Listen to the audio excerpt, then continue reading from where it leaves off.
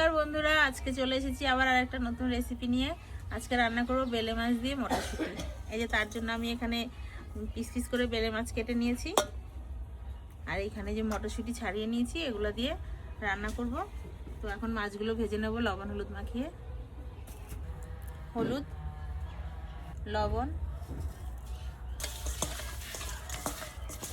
তো এই যে দেখো মাছগুলো সুন্দর মেখে নিয়েছি, এবার ভেজে নেব। তেল গরম হয়ে গেছে, মাছগুলো ছেড়ে দেবো।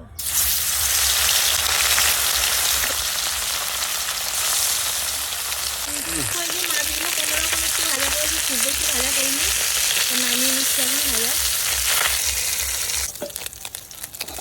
একটু ফোড়ন দেবো, পেঁয়াজ কুচি দেবো।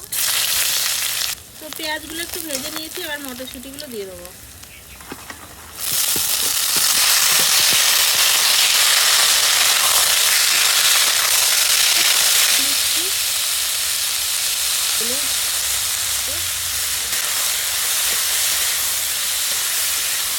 লঙ্কার গুঁড়ি দেবো।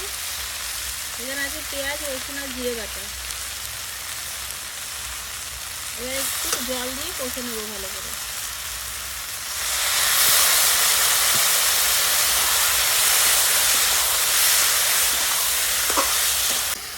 তো আমার তরকারিটা খুব সুন্দর কষানো হয়ে গেছে, এখন জল দিয়ে দেবো।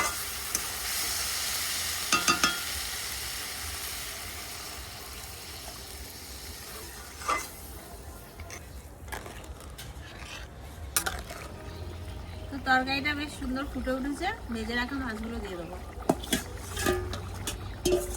আজকের রান্নাটা একদম সিম্পল ভাবে করেছি, এবং তেল মশলা কম করে করেছি একদম। তো রান্নাটা কেমন লেগেছে জানাবেন।